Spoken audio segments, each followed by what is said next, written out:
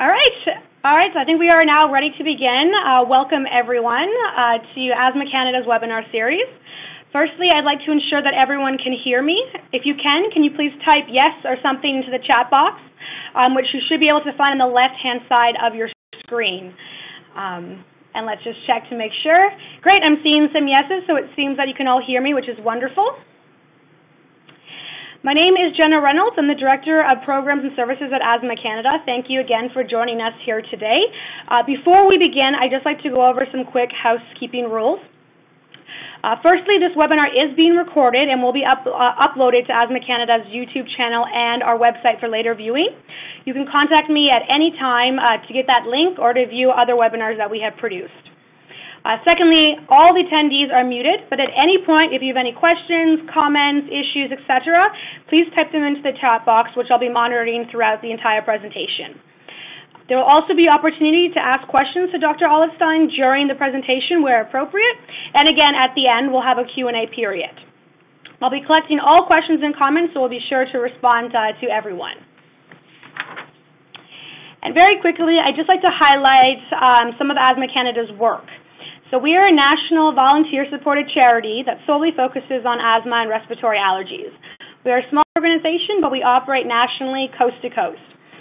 Our work centers on the missing gaps within the healthcare system, mainly through providing education and support for patients and their families, both on print and online.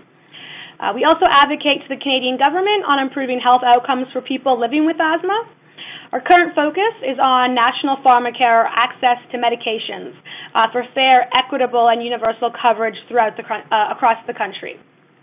You can learn more on our website and join us through our active letter writing campaign to government on this issue. And of course, Asthma Canada also supports research into better health outcomes and the eventual cure for asthma. Additionally, much of the work we do is through our community of volunteers and members across the country.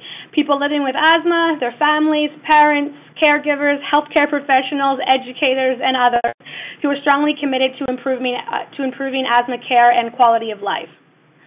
The Asthma Canada Member Alliance is this free membership of volunteer Canadians who engage in all the work Asthma Canada does and helps provide input, a voice, and grassroots supports in our initiatives. I'd also like to highlight that 2017 has been a big year for Asthma Canada with our brand new website, which was launched in the summer, including an ACMA-only section and community forum. I would encourage everyone here to check out our website at asthma.ca and join us. You'll find a lot of information and educational support for Canadians, so please ensure you stay in touch and engage as we move forward. Great. And now with that out of the way, I'd like to introduce our distinguished presenter, Dr. Ron Olivenstein. Dr. Olivenstein's research focuses on asthma and COPD. His research interests include clinical trials in asthma and COPD, investigations into airway inflammation in severe asthma, and innovative therapies such as bronchial thermoplasty. He has collaborated extensively with industry in testing the effects of novel therapeutic agents in asthma and has helped to establish a well-characterized severe asthma cohort at the Montreal Chest Institute. Dr. Olivenstein, it's a pleasure to have you with us, and thank you. And now, if you're able, if you can unmute yourself by pressing *6, and I'll be happy to hand over the presentation to you.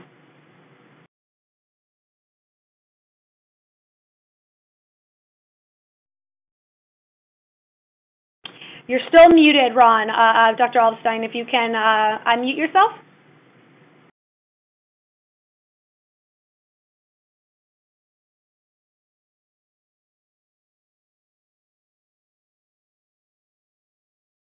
Sorry, everybody.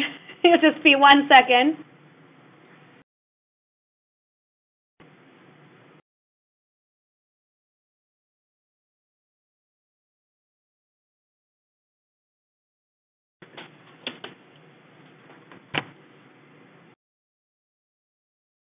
Ron, we're still waiting for you to unmute. I'm sorry if there's having some issues there, but we're not able to hear you.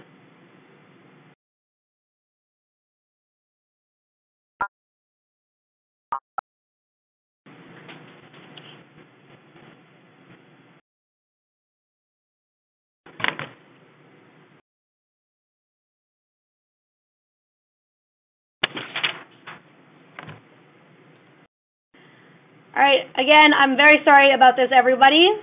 Just please give us a moment of your time as we just try to troubleshoot this issue.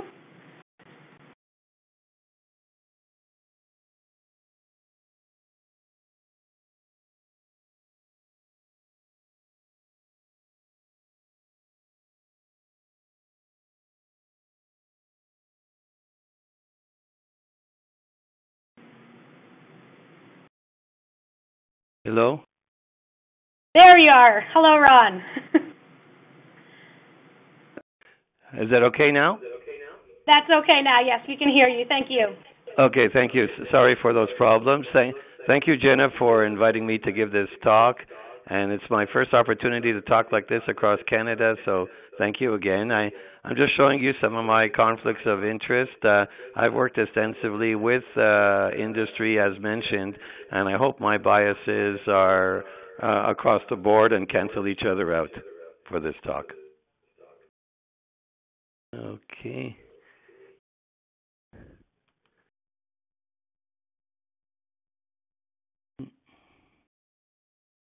So, what is asthma? Well, the asthma has really two characteristics. It's an inflammatory disorder of the airways, and this inflammation is chronically there. So even when patients are feeling generally well, there still is some airway inflammation present in most people with asthma. And this chronic inflammation leads to constriction of the airways, and this leads to symptoms such as shortness of breath, chest tightness, wheezing, cough, the very common symptoms that you know are associated with asthma. And it's also believed that this chronic inflammation can, in some patients with asthma, lead to structural changes within the airway so that the airways never necessarily come back to normal, especially in those patients with severe asthma.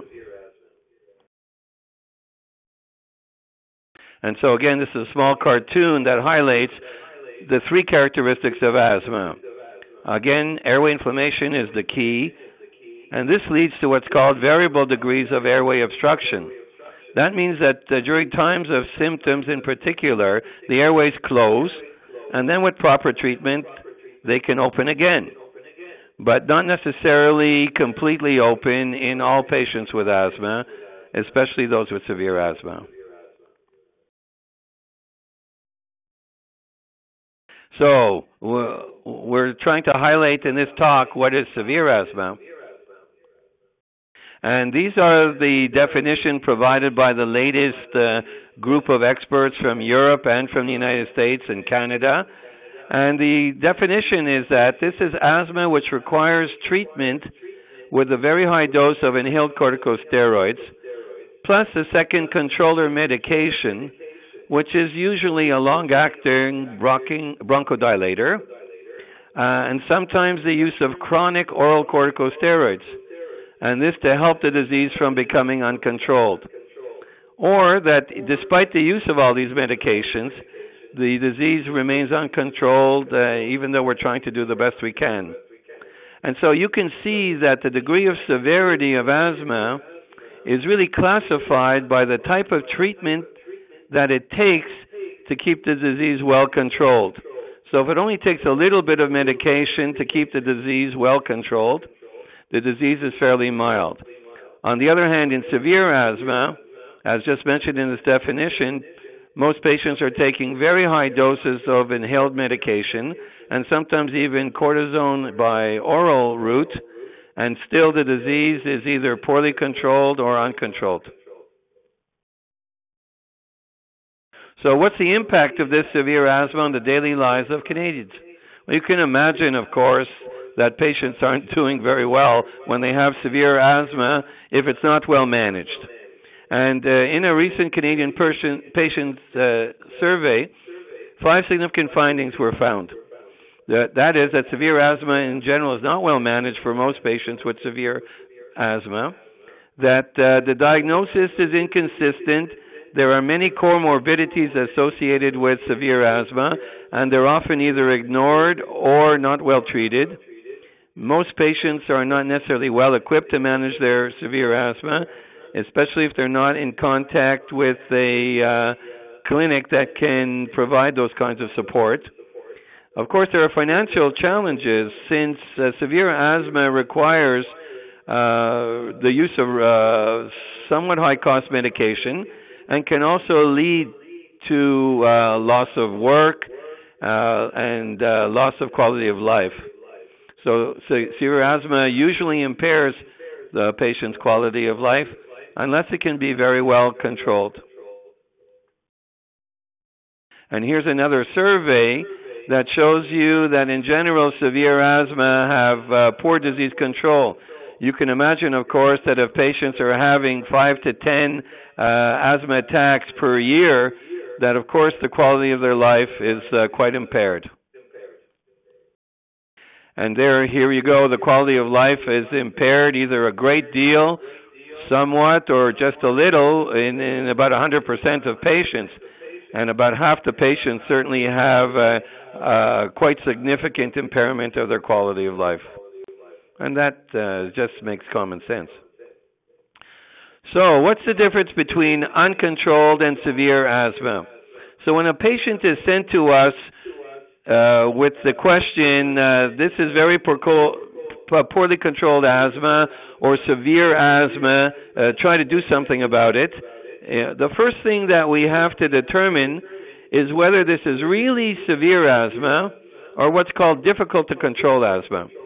Now, asthma can be difficult to control even though it's not severe. For instance, if you have the incorrect diagnosis, of course, it's hard to control the disease. We're treating the wrong thing. And then many patients seem to have severe asthma, but are not really taking their medications properly, or they're not using them on a regular basis, or there are what are called comorbidities present, such as bad sinus disease, gastric reflux, sleep apnea, smoking, allergies, things like that. And sometimes if we can just control those things, we find that the asthma is well controlled and is not really severe. Also, there are triggers within the environment, either at work or at home, that can sometimes aggravate asthma, and it seems that the asthma is severe, but if you can just control those factors, we find that, in fact, the asthma is not that severe. And so part of our job when someone comes in for a question of severe asthma is to really distinguish that from asthma that's difficult to control, and sometimes making small adjustments such as improving adherence to therapy or making changes in the work or home environment can show us that disease is actually not severe and it can be better controlled using those measures. So why do patients become uncontrolled?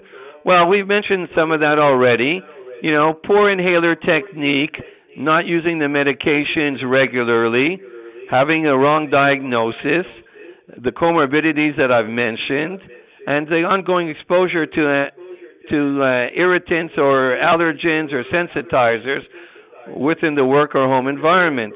And certainly in patients who develop severe asthma later in life, we look very carefully at the work environment to see if there's something there that has worsened the asthma at such a late age.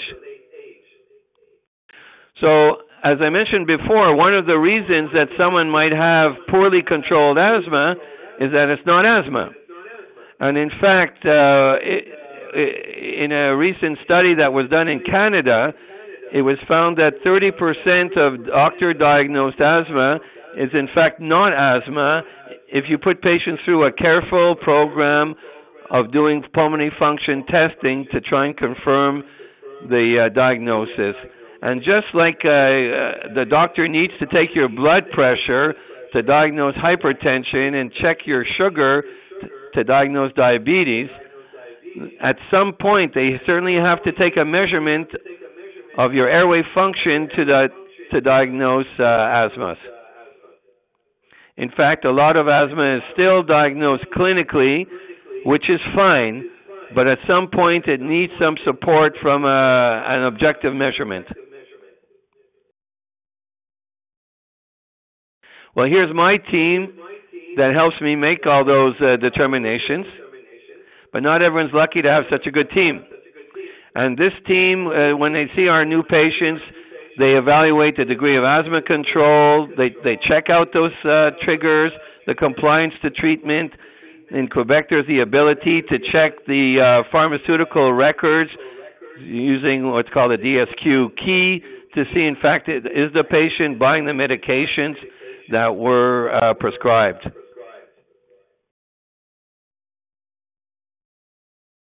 So what are the useful measures to follow your asthma and to see how well you're doing? Well, when I see a patient, I ask a couple of pertinent questions, and this is what we suggest to all the physicians to ask our patients every time they come in to see how well their disease is controlled. And there are 4 or 5 simple questions.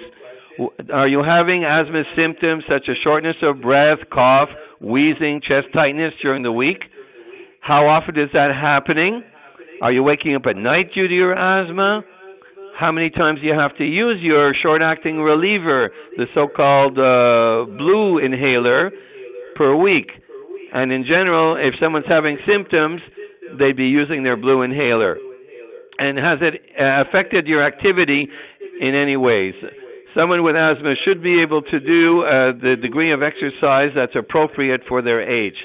And if they say fine for all these questions, then it looks like their asthma is under acceptable control. And what's considered acceptable is if someone has these types of symptoms a couple of times a week. But if it's happening every second day or more often than that, then the degree of control is not ideal. So by asking those questions, we get a good idea as to how well the disease is controlled.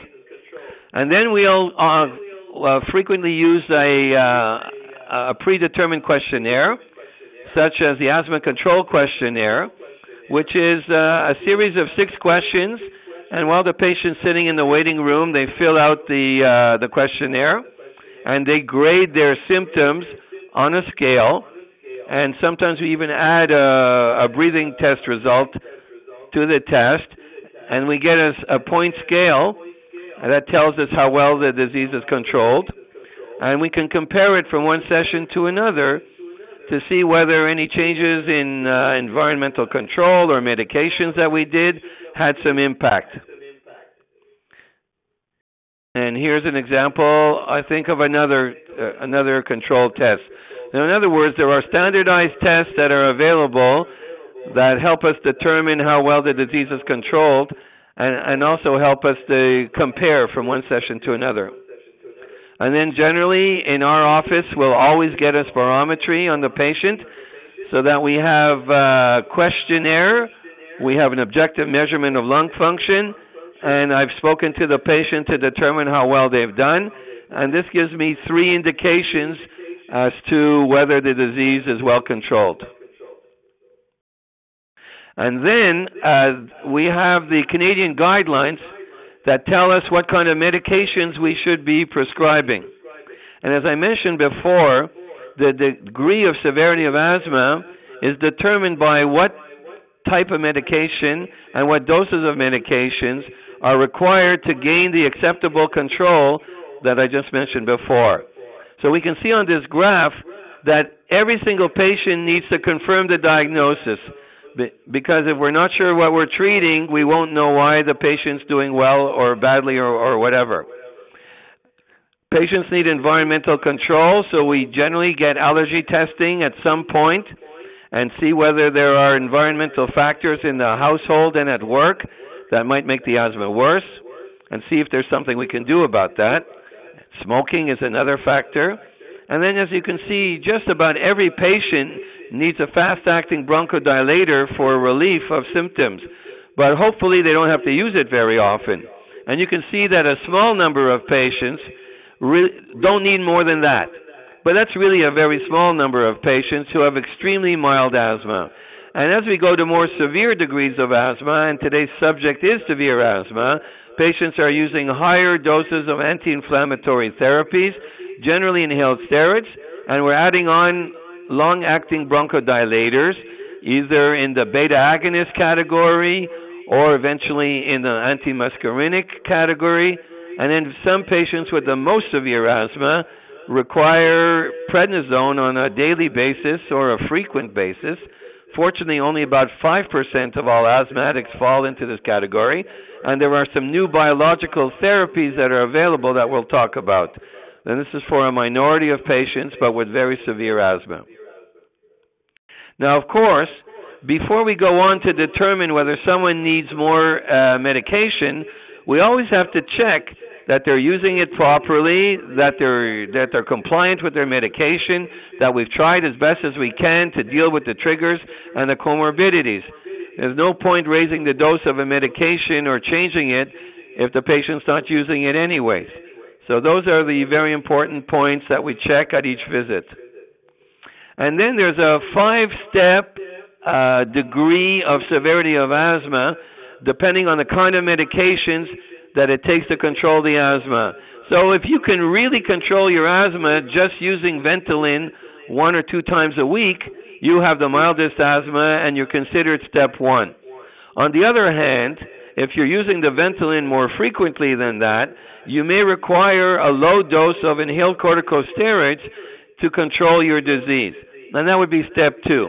And if you've tried that and you cannot control the disease to an acceptable degree, then usually we recommend adding on a long-acting bronchodilator. And these are the kind of combination medications that you may be very familiar with, those purple and red inhalers, and sometimes a blue one with a green cap that require regular use to control the disease. And when that doesn't work, we use the same medications, but with higher doses, and sometimes add on a second type of long-acting bronchodilator in the what are called anticholinergic or antimuscarinic group. And then when that doesn't work, we go really to the minority of patients who need either prednisone or these new what are called monoclonal antibody therapies, which I'll talk about shortly. So, as I mentioned before, the first thing we do is try and differentiate the difficult asthmatic from the severe asthmatic. And in general, it takes us several months, really, to classify someone as severe asthma. We want to make sure that they're adherent with their therapy, that we've treated the comorbidities, that we've fixed the environment as much as possible. And then if we felt we've done as good as we can, and the patient still has a requirement for very high doses of medications, that GINA 4 and GINA 5 levels I've just shown you, and that they're either poorly controlled or have frequent exacerbations, then we consider them severe asthmatics. And that represents about 10% of the total population of asthmatics in Canada, leaving probably 250,000 Canadians out of the total of maybe 2.5 to 3 million who have asthma. And so what are the requirements in our severe asthma clinic? As mentioned again, the ability to confirm the diagnosis of asthma, to evaluate the comorbidities. So we have close links with allergists, ENT doctors, sleep labs, smoking cessation counseling, and we have healthcare professional support, nursing, inhalation therapists, pharmacy, social workers, etc. And if we have to administer monoclonal antibodies, these really expensive medications, there's a lot of paperwork involved. So we need some assistance for the paperwork. So how is severe asthma being currently treated in Canada? By the way, here I am in Quebec, and everyone else is the so-called rest of Canada. But we love you. So you're familiar with all these medications.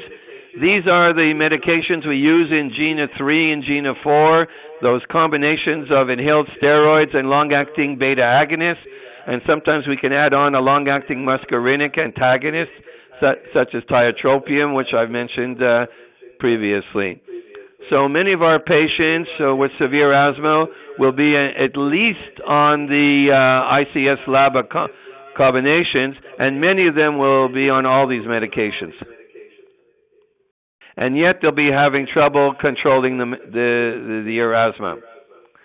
So we look to asthma now as a more personalized medicine disease. And that's because asthma is not really one disease. There's many different kinds of asthma. I mean, we used to think of asthma as either allergic or non-allergic, but nowadays we know there's 5, there's 10, there's 15 maybe different phenotypes of asthma. And each of them can be treated by an individualized approach that's not quite the same for every person. So the guidelines which I just showed you oversimplify the treatment, and we have to look at the individual to see whether there are new individualized therapies that can help them. And we use certain blood tests which we call biomarkers, which help us select populations of asthmatics that might be the most susceptible to responding well to particular therapies. And here's just a little cartoon that again shows you about 10 different types of asthma. So some that are allergic, some that are non-allergic, some induced by aspirin exposure, some induced by exercise, some that develop later in life, either associated with obesity or with work exposure, with smoking.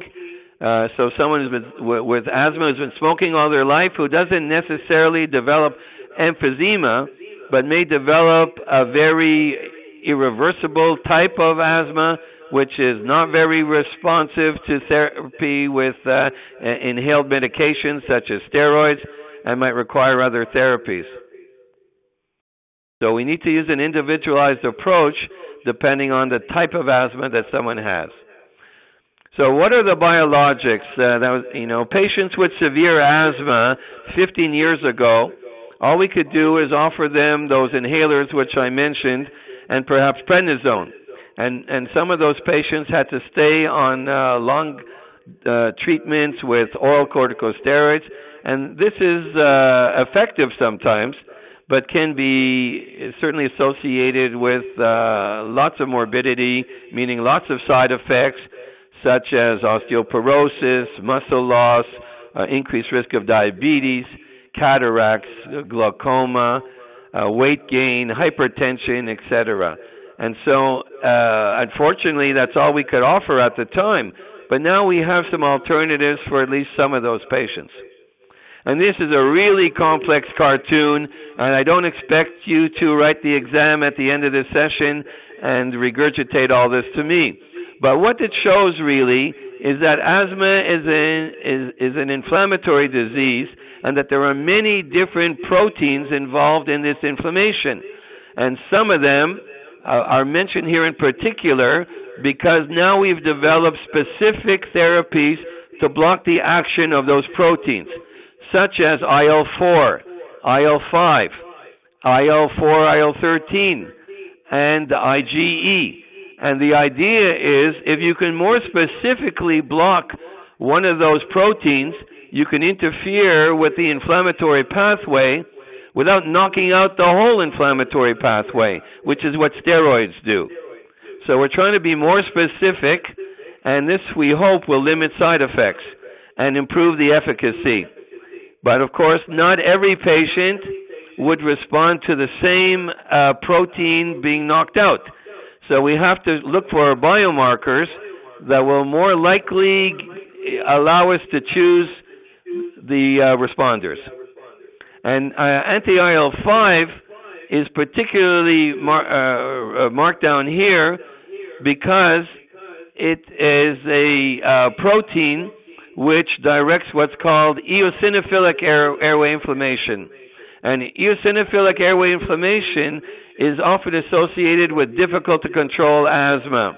It usually responds to steroids, but when it doesn't, we have to look for some other medications.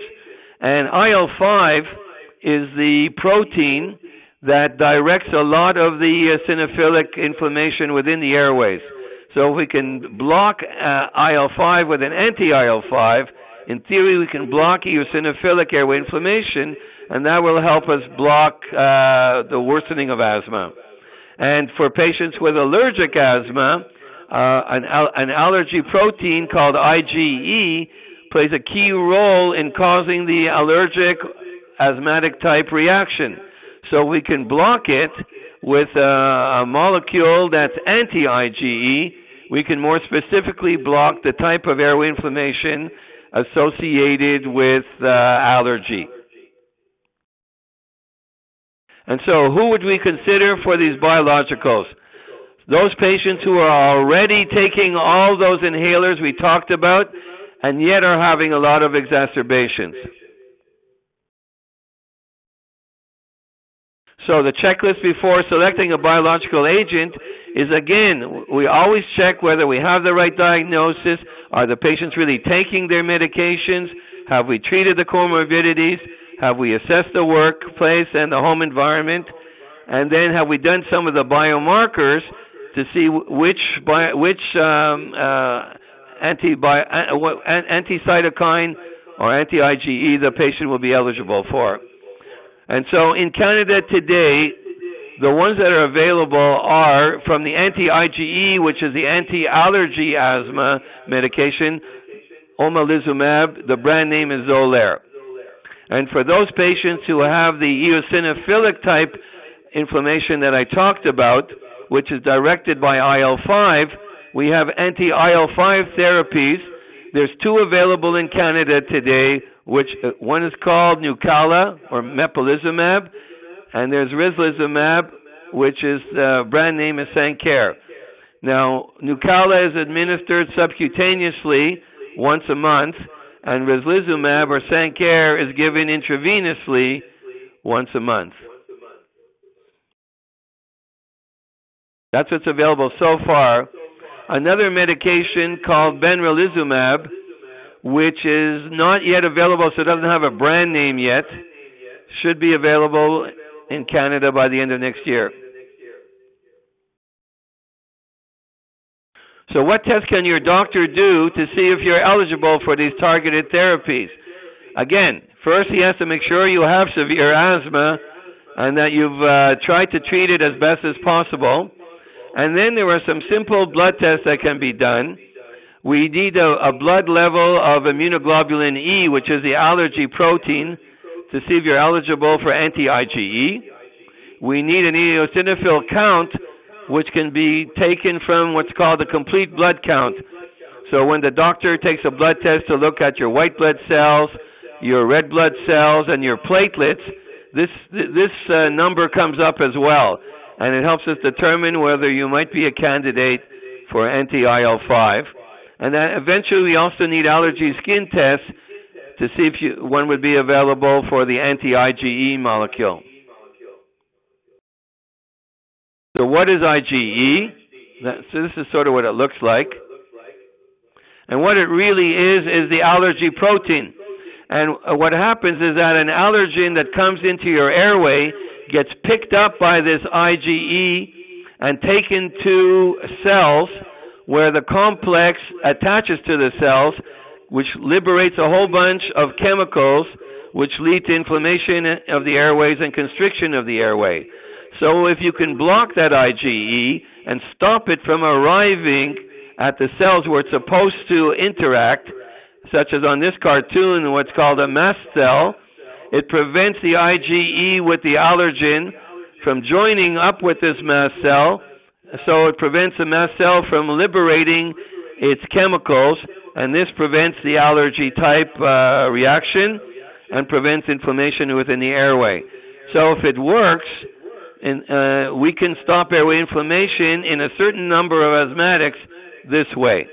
And this is a medication that's given subcutaneously with a varying dose that depends on your weight and the amount of IgE in your system. And it tends to work relatively well. It's supposed to decrease the exacerbation frequency, improve your symptoms, and reduce the use of rescue medication.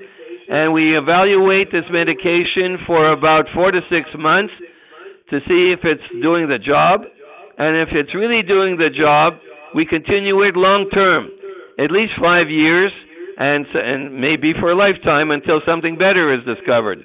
In general, it's very well tolerated. There's some very minor side effects such as joint pains and some muscle pains, but only in a small percentage of patients. And so it's that's a medication that's been around in Canada now for over 10 years. And for instance, at our clinic here, we have over 100 patients on it, and we see about 3/4 of the patients responding well to the medication, half of them having a remarkable response, the other half of the responders having a reasonable response, and about 1/4 of the patients don't respond, and we don't really know why. And because it's an expensive medication, after about 6 months, if there's really not a good response, we stop it. And I mentioned that there's this anti-IL-5 medication that affects eosinophils. So what is the eosinophil? It's a white blood cell that plays an immunoregulatory action. And we find that when there's a lot of eosinophils in the blood, and eventually a lot of eosinophils in the lung, that this can lead to difficult to control asthma. And by trying to block the action of this IL-5 protein using the 2 medications that I mentioned are now available in Canada, we try to block the effect of this protein on eosinophil maturation, migration from the bone marrow to the blood to the lung, activation and survival.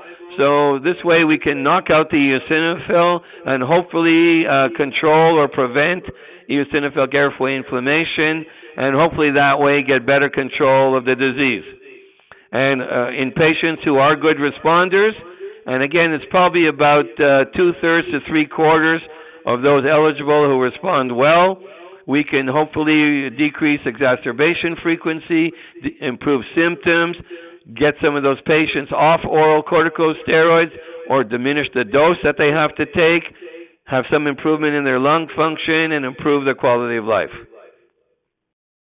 And some of the caveats, it's generally well tolerated in terms of side effects.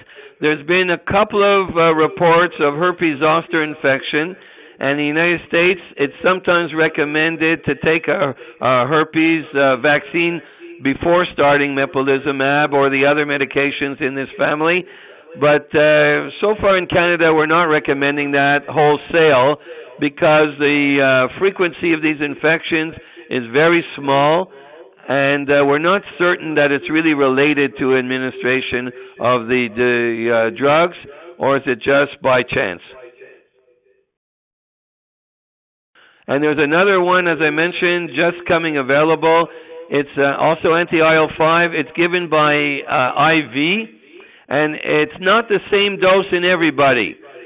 It's dosed by your weight, and so there's a possibility that particularly in patients who are either quite heavy or who have very difficult to control eosinophilic inflammation, that perhaps an IV administration might be more effective, but that's still speculative. We have no firm proof. So there are these 2 available, and as I mentioned, a 3rd will be coming available towards the end of next year. That'll be by subcutaneous administration, possibly every 2 months instead of every month. So that might be an advantage, and we'll have to see how that works out. So before selecting a biological agent, again, we ensure the diagnosis, we make sure you're taking your other medications, we treat all the comorbidities, we check the environment, we see which one of these expensive medications you might be eligible for, and then we have to apply for these medications. The criteria are slightly different in every province, and your doctor will best know how to do that. Really in Quebec, these medications require a specialist to apply for it. There's quite a bit of paperwork involved. It's slightly different if you are covered by government or by private insurance. But with some hard work on the part of your healthcare professionals, eventually we can get many of these patients covered. But the coverage is very different depending on what province you're in. You have to check with your physicians and healthcare professionals about that. So what are we looking for in the future? Just to conclude, we're looking for additional biological therapies, and at this hospital we're already testing 3 new kinds of monoclonal antibodies that will hopefully attack those inflammatory pathways at other specific entry points and hopefully control the airway inflammation and limit side effects. We're going to try and figure out how best to use these medications and perhaps look at eventually combining them or sequencing them.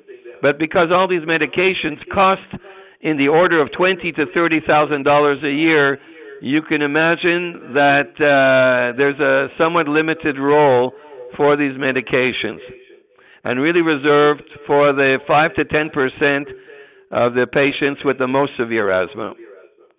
So I'll conclude there. I hope I'm on time. I hope that was clear, and I'm ready for any of your questions.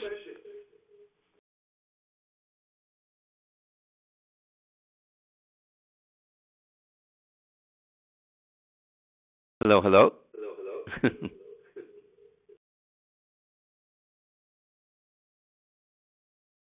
Any questions?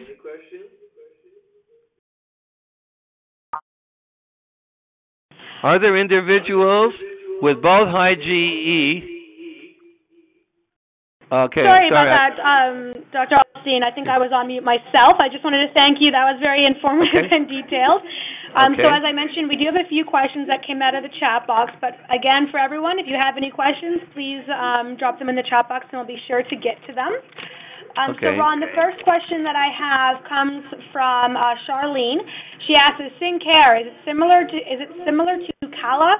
It did not help her eosinophilic asthma. Sinclair and Nucala. Yeah, so they're both anti-IL-5. They work at the same site to block the airway eosinophilic inflammation. The difference is that Nucala is administered subcutaneously once a month at a fixed dose, whereas Sinclair is given intravenously at a dose that depends on your weight. Also, there's slightly different criteria for the amount of eosinophils in your blood that would make you eligible for Sinclair versus Omalizumab. For instance, in Quebec, you need 300 eosinophils in your blood to be eligible for Nucala, but you need 400 to be eligible for Sinclair. And that's because the studies that were done originally that tested Omalizumab or Nucala versus Sinclair use slightly different entry criteria, and our governments and insurance companies are holding the criteria to what was done in the studies. So there's some small nuances there, but generally it's the same kind of medication. Hope that answers the question. Great, thank you. Another question from Carmela. Is it possible that patients with high IgE asthma can also respond to Sinclair, or is Sinclair only for patients with eosinophilic asthma? Sinclair. Okay, well, Sinclair is a rather mild medication. It's a medication that's what's called a leukotriene antagonist. And leukotriene antagonists both interfere with airway inflammation, and they're mild bronchodilators. And they're used as single agents in very mild asthma, often for children, or for patients with exercise-induced asthma. And they're used as add-ons for patients with more severe asthma. They generally don't help too much, but they can sometimes help nasal symptoms or exercise-induced symptoms when added on to patients who are already on the highest doses of inhalers. Now, they do interfere with eosinophil migration and activation and can help improve eosinophilic asthma, but they're not in the same category as the biological agents. And, of course, they only cost about $50 a month. So they're useful medications that, but for quite mild asthma or as add-ons for severe asthma. Excellent, thank you. A question from Andrea. Are there individuals with both high IgE and needing IL-5 criteria? Yes. So patients who have high eosinophils and high IgE and who are allergic and who would fit both, they're kind of overlap populations. Now, it's a little bit difficult to determine which is the better agent. There are no direct comparison studies, and there are unlikely to be because they're very expensive agents. My personal approach is if the patient is really very atopic, having a lot of allergy symptoms elsewhere in the body, such as in the nose, the skin, etc., that I might go first with the anti-IgE Xolair.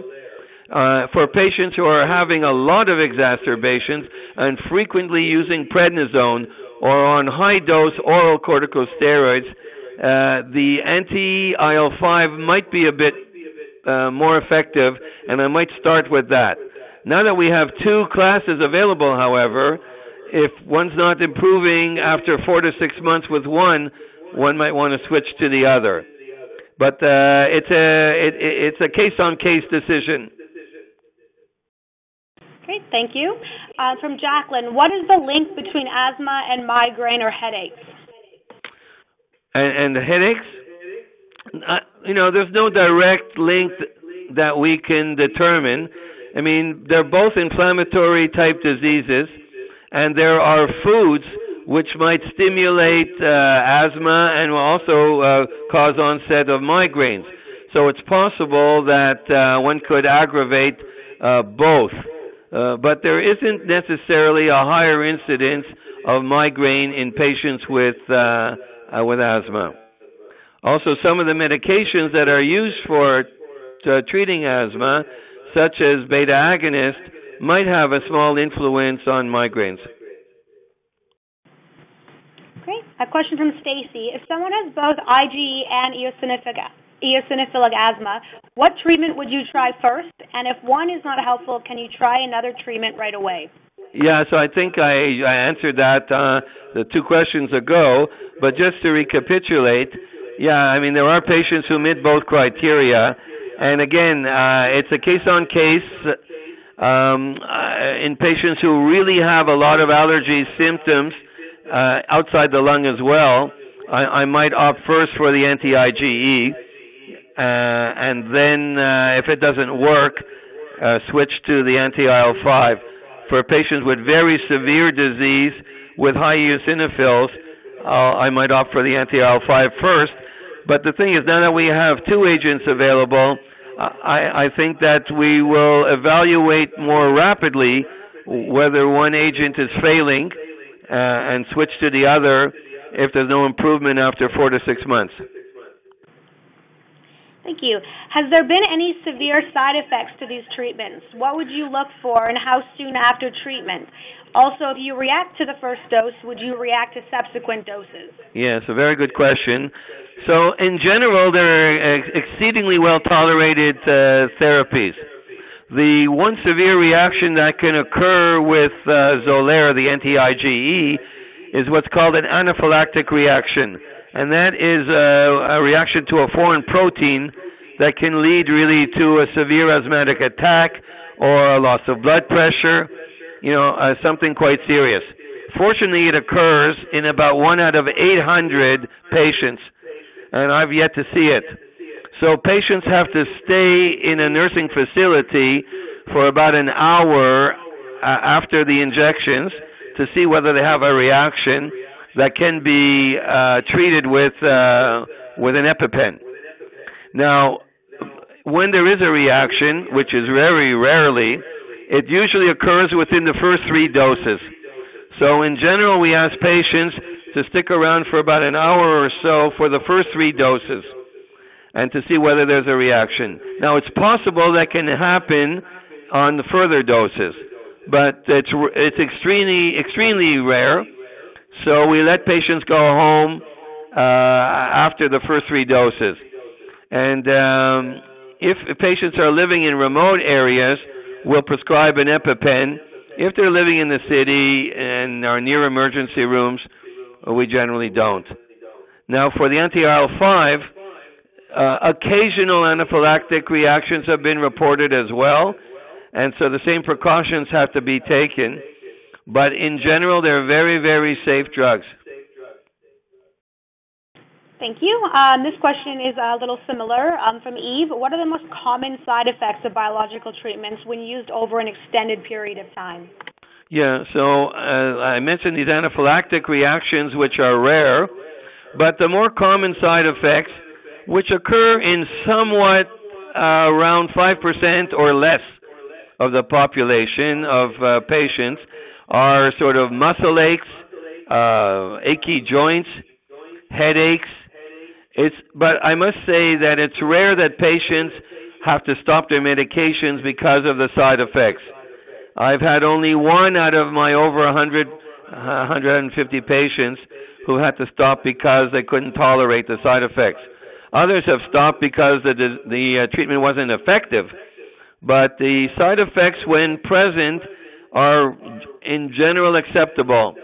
Certainly much less than the side effects one gets from frequent courses of prednisone, for instance. Thank you. A question from Sarah. What is the association between sleep apnea and asthma? Why is it a comorbidity? Right. Very good question. So we don't have a complete answer to that. In our own cohort that we examined all the patients for sleep apnea and found that 80% of our patients with severe asthma had in fact sleep apnea. Now, as I mentioned, asthma is an inflammatory disease of the lower airways, and sleep apnea is a disease that affects the upper airway. But many patients with asthma also have considerable inflammation of the upper airways. So we think that in part the kind of inflammation that we see in the airways of asthmatics is also present within the upper airways. And this inflammation of the upper airways can lead the muscles which control the tongue and the other parts of the upper airway apparatus to function improperly, and this leads the tongue to slip back into the back of the throat and cause obstruction, leading to sleep apnea.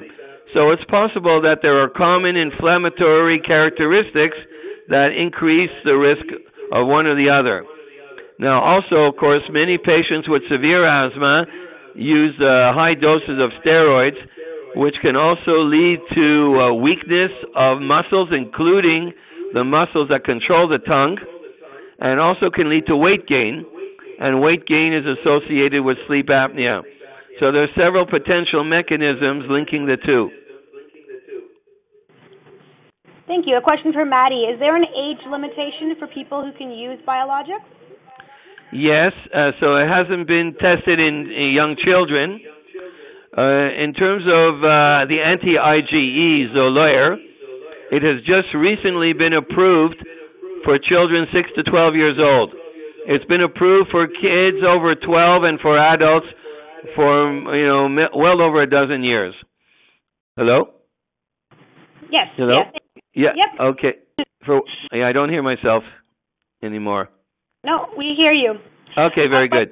And so, in terms of the anti-IL-5 therapy, it's for over 12 years old, not yet for under 12.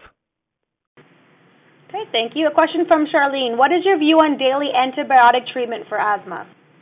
Okay, so there is one class of antibiotics called macrolides. The most common brand name you might recognize would be Zithromax, which has recently been shown in a paper published out of Britain last summer to be effective for some patients with very severe asthma. In fact, what's being recommended is to taking a high dose of Zithromax, which is 500 milligrams, 3 times a week. Alternative can be 250 milligrams every day of the week. And for patients who have severe asthma but who don't fit one of the biologics mentioned, in other words, they're not allergic, or they don't have a high IgE, or they don't have eosinophils that are elevated, we need to find other therapies. And the use of antibiotics chronically in the past was shown not to be effective, but a better designed study, as I said, has just shown some efficacy. So on, again, a case-by-case basis, this might be therapy for some patients with severe asthma, and I do have some patients on that kind of therapy. Great. From Carmela, will the cost of biologic drugs eventually decrease? Should ask some of the people here who work for the pharmacological industries. Well, one's hope that when we have more of them around, that eventually the cost will come down. But quite frankly, an asthma pun, I wouldn't hold my breath. I think it's going to be still in the area of $20,000 to $30,000 for a time to come. Remember, it's very costly to develop these biological therapies, and they have to recuperate some of the funds invested. But it's not only expensive for asthma. Biologicals have been used for arthritis, for Crohn's disease. They're being used in cancer, and they're all expensive. But the price should come down. Any thoughts on ex-premature babies who we now are seeing in their 20s and 30s who are presenting with asthma and COPD on spirometry, but they've never been smokers? Would you try any of these treatments? Yeah, well, it's a very good question. In fact, what's known is that if you're born prematurely with low lung function, that you're likely to keep this decrease in your lung function lifetime. In other words, what we're born with, we tend to follow through the rest of your life. The same thing, it applies, for instance, for your height. If you're born into the 15th percentile, you're not going to end up at the 95th percentile. And the same thing seems to be true for lung function. So, in fact, some individuals are born with lower lung function and keep that lower lung function throughout life. And so they can be diagnosed as having asthma or at least obstructive lung disease, throughout childhood and in their early adulthood. Yes, I mean, these kinds of patients are, in general, the same kinds of patients that we would treat with the known asthma medications.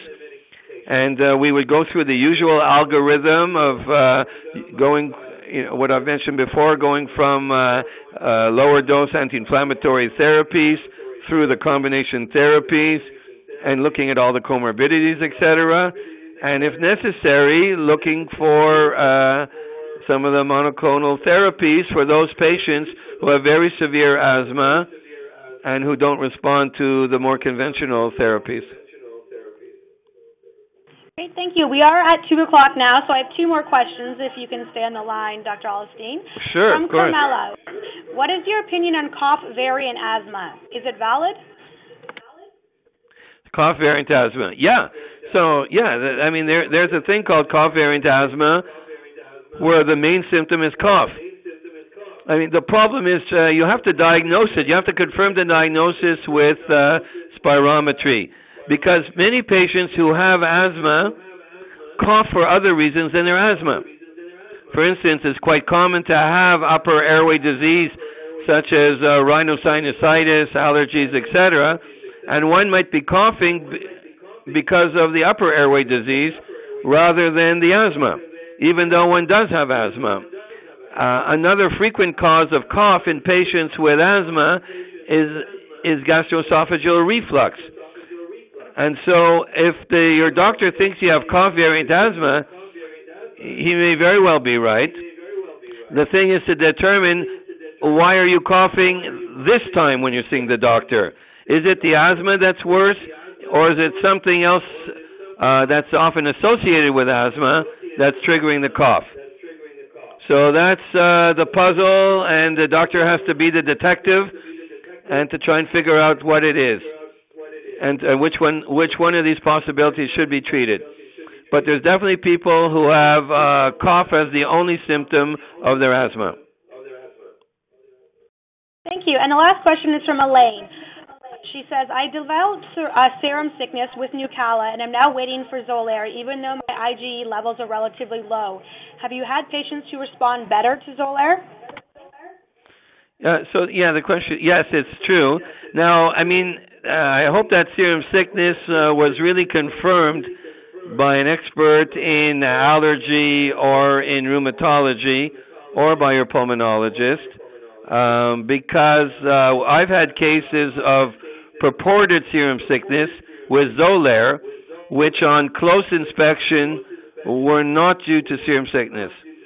But given that I hope your doctor has come up with the right diagnosis, certainly there are patients who don't respond to anti-IL-5 who might respond to Xolair. Of course, there is a risk of serum sickness with Xolair as well. And I don't know how high your IgE level is. There's no direct correlation between the level of IgE and the tendency to respond. I gather you had high eosinophils, and patients who are eligible for Xolair and also have high eosinophils are more likely to respond to the Xolair. So you might be in the good category. Good luck. Great. Thank you very much. We are at the end of our time. Again, thank you, Dr. Olivenstein. We definitely appreciate you taking the time to give us this presentation. And thank you, everyone, for attending. Without any troubleshooting audio issues. If at any point you have any further questions, please email us at info@asthma.ca, and we'll be happy to help. Thank you, and have a great and hopefully not too cold Wednesday afternoon.